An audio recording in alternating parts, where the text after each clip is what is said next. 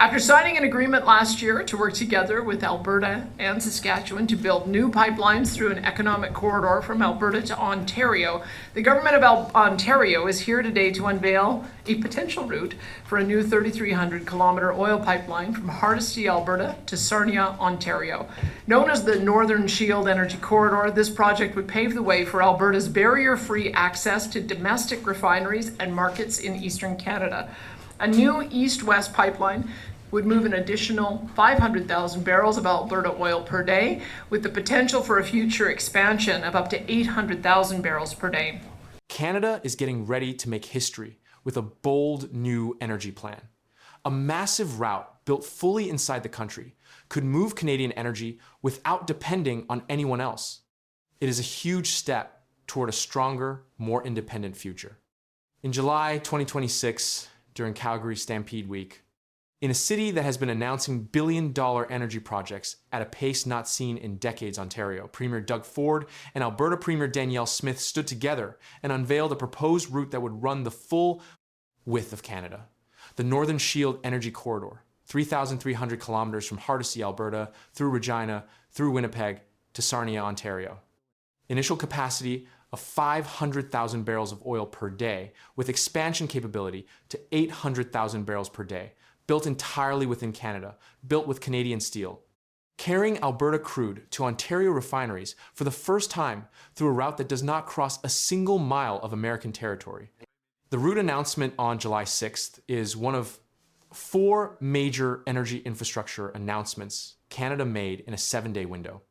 On July 2nd, the Canada-BC Cooperative Prosperity Agreement committed $10 billion to the Roberts Bank Terminal and $3 billion to the Massey Tunnel replacement.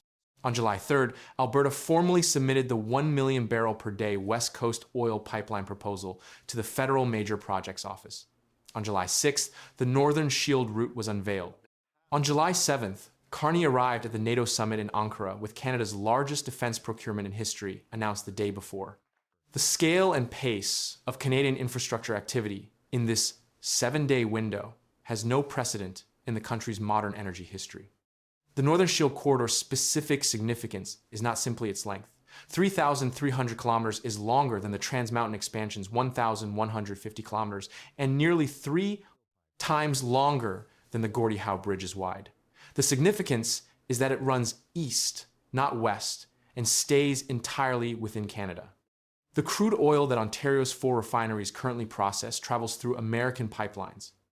Enbridge Line 5, a 645-mile pipeline running through Michigan and the Straits of Mackinac, supplies approximately half of the oil consumed by Ontario and Quebec refineries. That pipeline has been at the center of a legal dispute with Michigan for years, with the state government attempting to force its closure. Every barrel that flows through Line 5 is a barrel whose transit depends on American legal and political decisions that Canada does not control. The Northern Shield eliminates that vulnerability for the Ontario refining corridor by creating a domestic route that does not require any American easement, any American regulatory approval, or any American cooperation to operate. The corridor would start at Hardisty, Alberta, pass near Regina and Winnipeg, and end in Sarnia.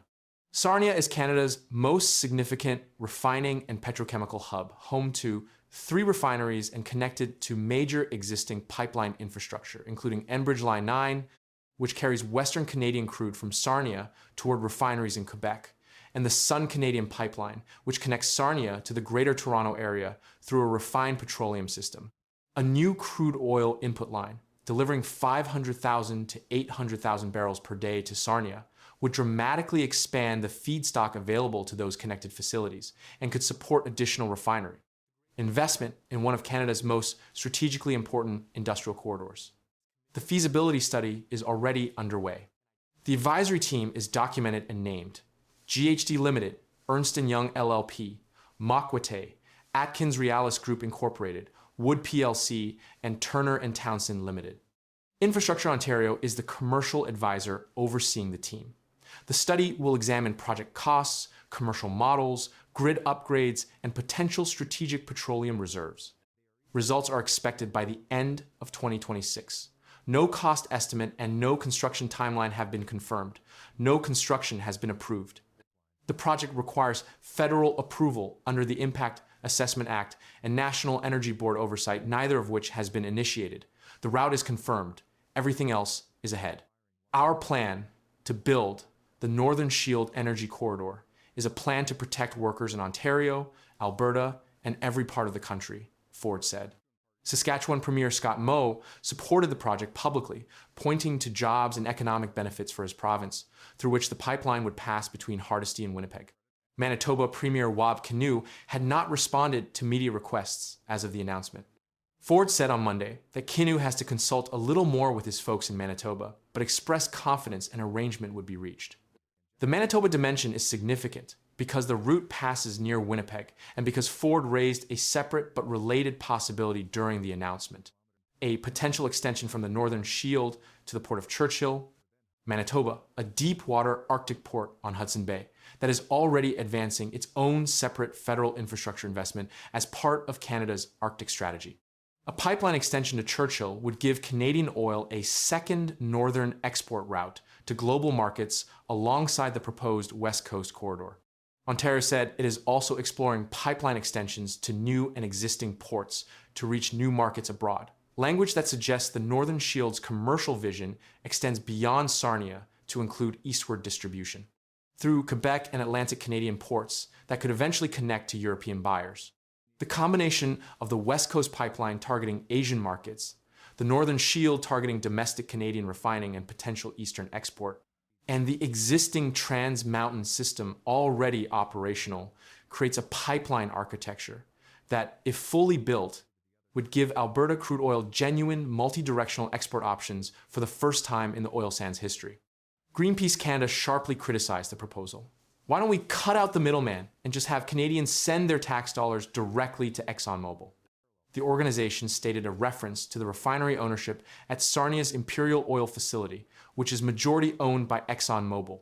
The environmental opposition to the corridor focuses on its impact on northern Canadian ecosystems, its contribution to continued oil sands production growth, and its incompatibility with Canada's net zero 2050 commitments.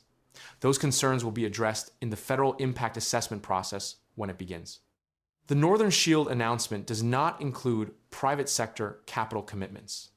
Ford said Ontario could potentially be the owner and funder of the pipeline as a provincial government asset. Let's take a look at all options, but no financing structure has been confirmed. That open question is one of the most significant unresolved elements of the project, because the cost of a 3,300-kilometer crude oil pipeline at the capacity being proposed will be measured in the tens of billions of dollars. Whether the project is funded through provincial government debt, federal infrastructure financing, private sector investment, or an Indigenous equity partnership model similar to the Trans Mountain sale has not been determined. What has been determined is the route, the capacity targets, the provincial political backing from 3 of Canada's 4 western and central provinces, and the feasibility study timeline ending before 2027 begins.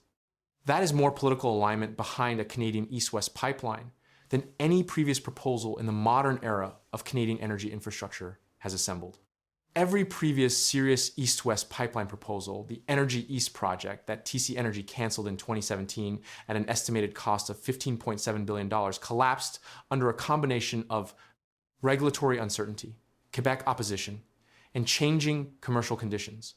Northern Shield has not yet encountered those obstacles. It was announced 6 days ago.